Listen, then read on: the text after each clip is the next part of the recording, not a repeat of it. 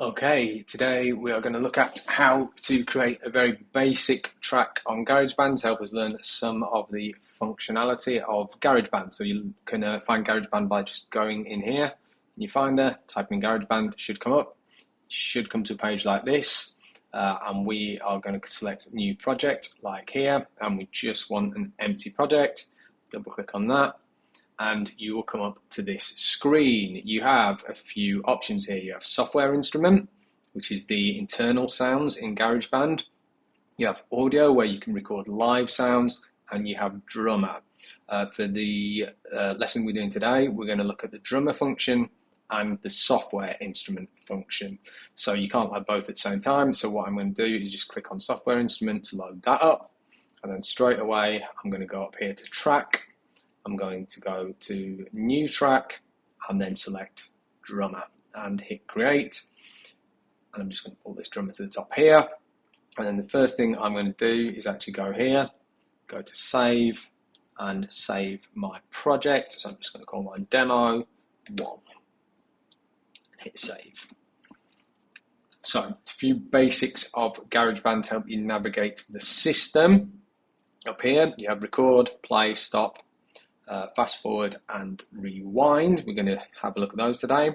We also have our playhead position. You can see there it's on bar 1 beat 1, and if I move it along, I'm now on bar 3 beat 1. We have a counting and a metronome option. Now the metronome option is very useful, but as we're using a drummer track today, we're not actually going to have that on. So here I have my drummer. It sounds like this.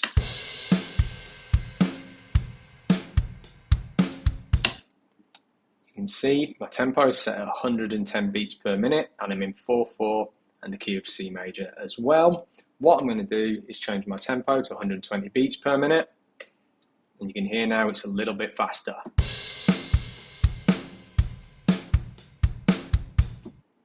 Now, we're going to be doing a EDM style composition today. So the first thing I'm going to do is take that track out, and then I'm going to hit the plus button here just to recreate the drummer track. You can see here you have a range of options for drummers and a range of styles. So we're going to go to electronic. We're going to go for big room EDM and listen to the change in the sound.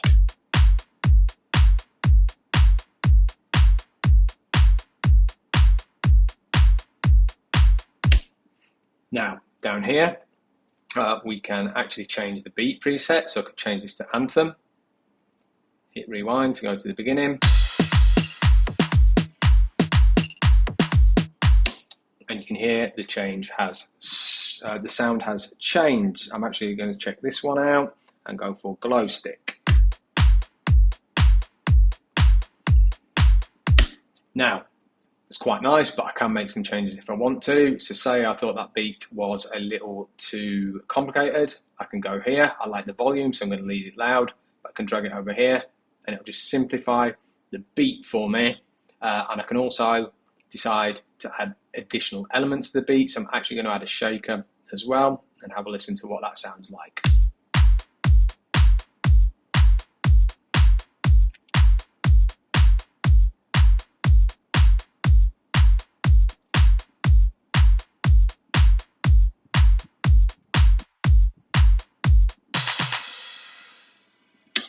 Okay, sounds pretty nice, sounds pretty good. What I'm going to do now is just add a bass to it. So to add a bass, I'm going to go to the software instrument I have here. Now, you'd think you just get a bass, but that's not actually what I want. I'm actually going to go here to the arpeggiator, and I'm going to select synth bass, and you get all these different sounds down the side, and you can have a listen to those. So select a sound, and then if I press Command and K, I'll get up my musical keyboard and I can use that to produce sound.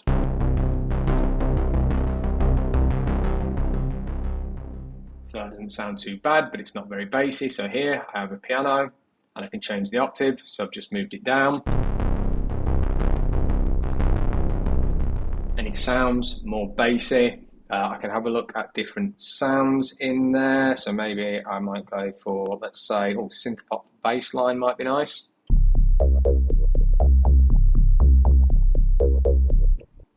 Okay, that's not bad, but I'm actually going to go back to the analog bass sequence just so I can show you some things. So I've got the sound, and transform the sound down here in the transform pad. So right now it sounds like this. I can move this over. So for example, I could go to lo-fi and see how that changes the sound.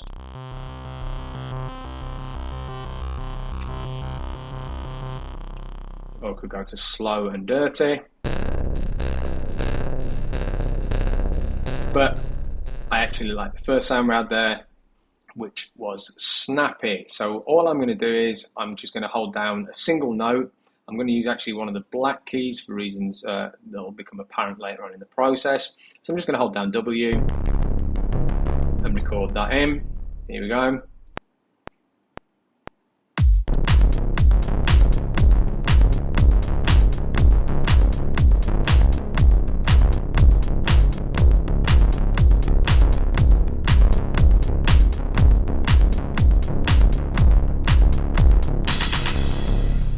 Now, I didn't quite get that to start at the right time, and as you can see, I've gone too far because I want it directly underneath my drums. So what I'm going to do is, I can double click on this, and you see the big green note underneath. That is my bass sound. And you can see I actually want it on this green line here. It's not on this green line here, but I can just drag it and put it on there. For the end of it, where it's gone over and it's gone too long, I can take this to here and I can press Command T. That trims it, that cuts it in half, and I can get rid of this bit that I no longer need, and it's good practice. I'm just going to hit save.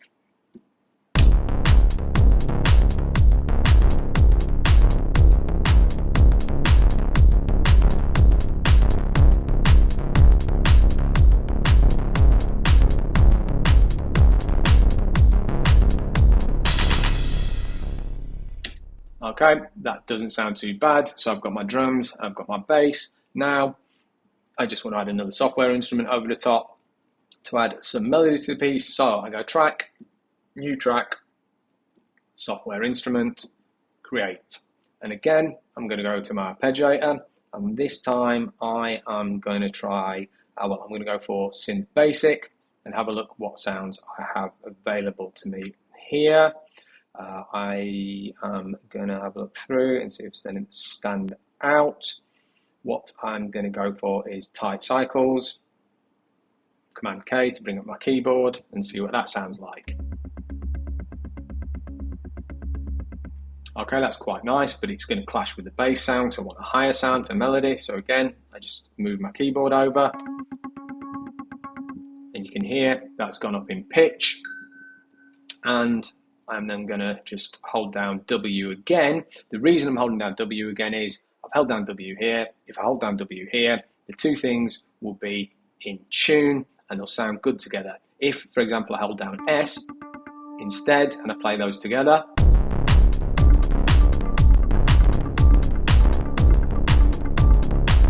you can hear it doesn't quite sound right, and I do not want that. But when I record it in now, I'm going to hold down W and they are going to be in tune together. So here we go.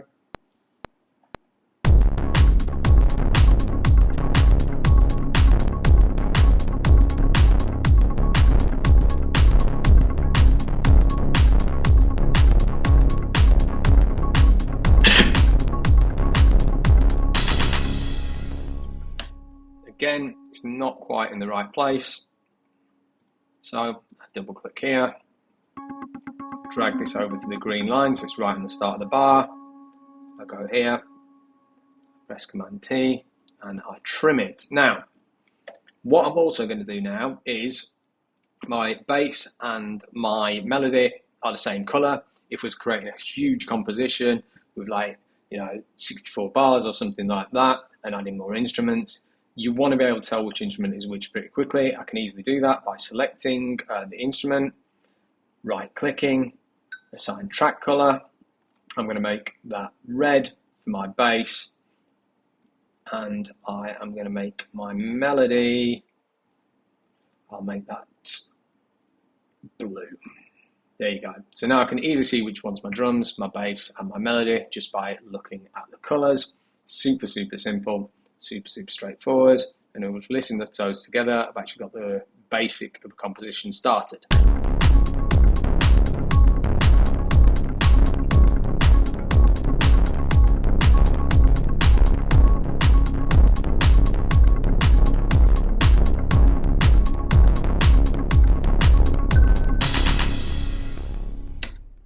Few other bits of functionality now. Say I wanted to just listen to my drums and my drums only. I can hit this button here and it solos the drums.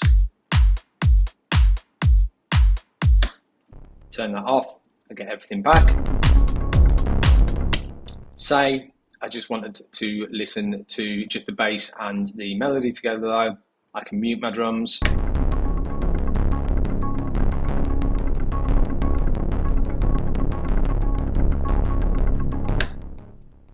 And I can listen to those two things independently. So really easy, really straightforward. Just a simple exercise that you can have a go at, have a play around with, just to learn the basics of GarageBand.